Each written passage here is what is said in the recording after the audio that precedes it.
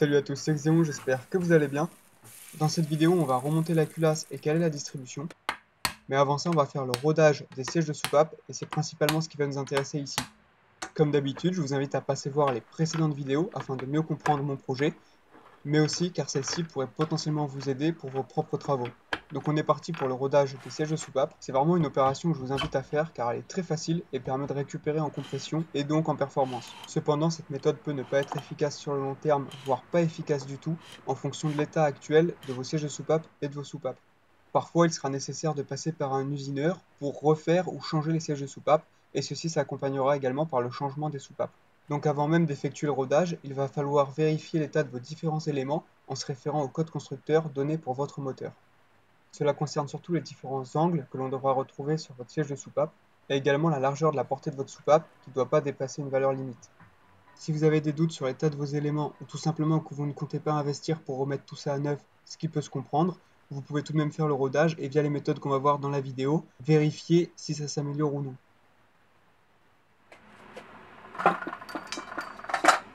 Pour commencer, soupape en place avec son ressort, vous allez venir verser de l'essence dans le conduit d'admission ou d'échappement afin de repérer s'il y a des éventuelles fuites.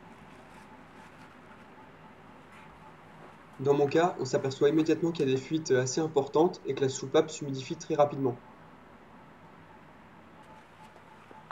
Toujours de la même manière, on vient procéder au test de l'ensemble des soupapes. Même constat avec cette seconde soupape, où on s'aperçoit très rapidement qu'il y a une fuite d'essence assez importante. Ici, une vue en accéléré, où l'on constate que la fuite s'effectue vraiment sur tout le pourtour de la soupape.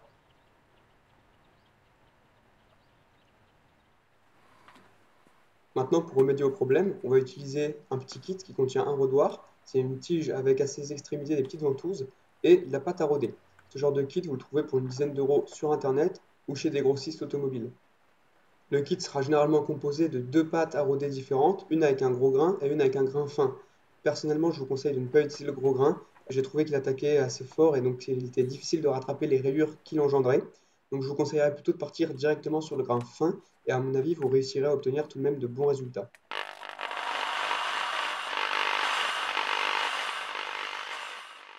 Comme vous avez pu voir sur les images, vous allez venir appliquer de la pâte à rôder sur le pourtour de votre soupape, en faisant très attention qu'il n'y en ait absolument pas sur la queue de soupape, sans quoi quand vous allez la rôder, vous allez en fait tout simplement rôder également le guide de soupape et créer un jeu qui ne devrait pas y être. Donc faites très attention à ce que la queue de votre soupape soit propre, ainsi que le guide de soupape.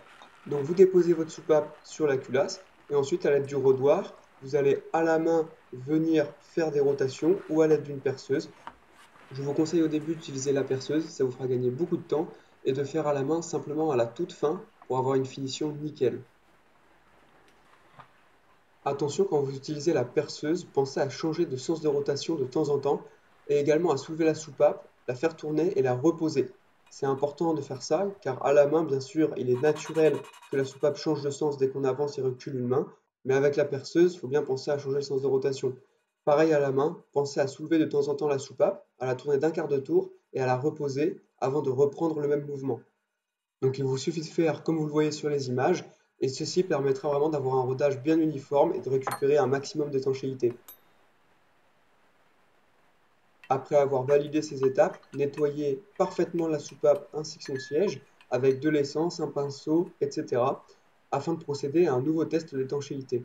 Comme précédemment, je vous rappelle qu'à chacune de ces étapes, il faut faire extrêmement attention à ce qu'il n'y ait pas de pâte à rôder qui aille se loger dans le guide de soupape.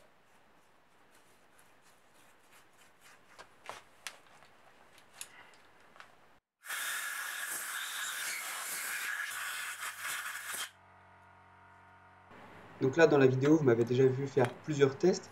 Donc en général, ce que j'ai fait, c'est qu'à chaque fois, je faisais un premier passage perceuse, un test d'étanchéité. En général, ça fuyait encore. Donc ensuite, je terminais le travail à la main, un dernier test d'étanchéité. En général, c'était concluant. Et là, je m'arrêtais. Donc là, vous pouvez voir que je remonte la soupape comme il faut. Donc bien sûr, je ne remets pas le joint de queue de soupape parce que c'est pas la peine pendant les tests. Ça évite de le manipuler de trop et pour rien parce qu'il pourrait s'abîmer facilement. Donc mettez-le vraiment qu'à la fin quand votre soupape est rodée.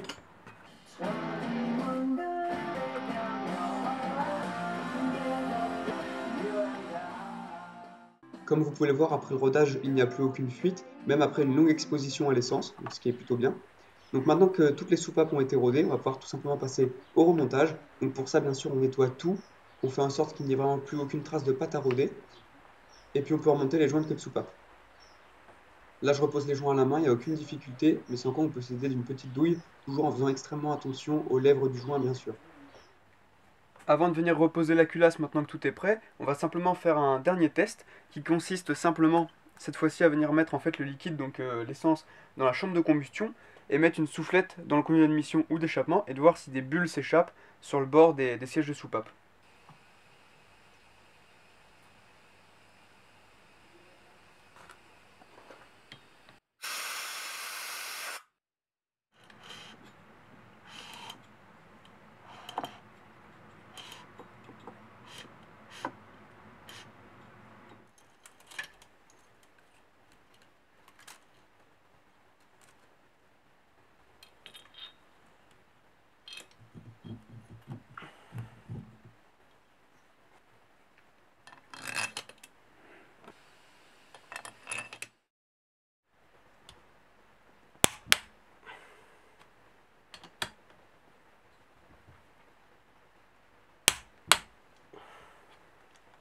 La culasse est serrée au couple, donc tout d'abord l'écrou qui est là et celui qui est devant se serrent à 38 Nm, les 4 vis de culasse ensuite à 25 et la dernière petite vis ici à 10 Nm. La distribution est calée, maintenant il faut que je serre les deux petites vis de pignon de distribution au couple, donc c'est 20 Nm. Donc je fais ça, ensuite il faudra que je remette le tendeur de chaîne. Et là, normalement, le couvercle de culasse se remonte avec de la pâte à joint. Donc il va falloir que j'en mette une fine couche, vraiment très fine. Parce que moi, quand j'avais démonté le moteur, pour ceux qui n'ont pas vu, j'en avais retrouvé en fait qui obstruait les trous de lubrification de l'arbre à cam. Ce qui est extrêmement mauvais pour les paliers. Donc voilà, je fais ça et on se retrouve après.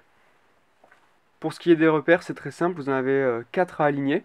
Vous avez tout d'abord, donc ça, le trou de l'arbre à cam qui est là, avec le petit point sur le pignon de distribution juste ici.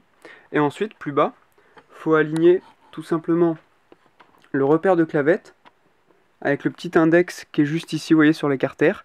Et il faut savoir que le repère de clavette juste là est lui-même aligné avec un petit point sur le pignon de distribution qui est juste ici. Donc voilà, en gros ça, c'est aligné avec le point qui est là, qui est lui-même aligné avec la clavette. Et voilà, ensuite le tout en haut aligné comme je vous ai montré au niveau de l'arbre à cam et du pignon. J'ai sorti les axes de culbuteur et les culbuteurs, comme ça je nettoie une dernière fois le couvre-culasse. Il était déjà propre en vrai, mais c'est vraiment histoire d'être sûr quoi. Donc là maintenant je prends de l'huile, toutes les pièces là sont nettoyées, donc je remonte tout ça.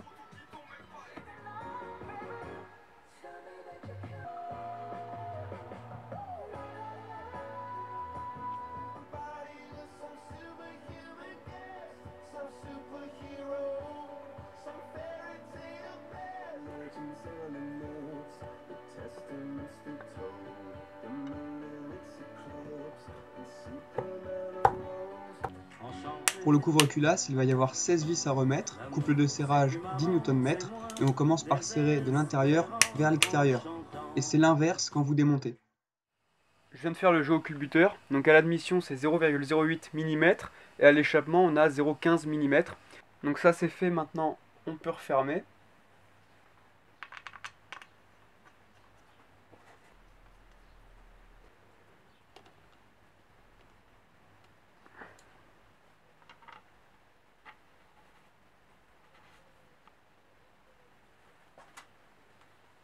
Ça y est, je vais pouvoir repasser le moteur sur le cadre. Vous pouvez voir que l'embrayage du moteur n'est pas encore mis, mais c'est parce que je le mettrai une fois sur le cadre. Ça y est, la vidéo est terminée, donc comme d'habitude, j'espère qu'elle vous aura plu, qu'elle aura pu vous divertir, mais également vous apporter quelques conseils utiles pour vos travaux. Et donc là, on se retrouve dans la prochaine vidéo où on va remonter la cycle et faire le premier démarrage. Donc si la vidéo vous a plu ou vous a aidé, n'hésitez pas à vous abonner, à laisser un pouce bleu ou à commenter, c'est toujours sympa. Et puis on se retrouve très bientôt. Allez, salut à tous!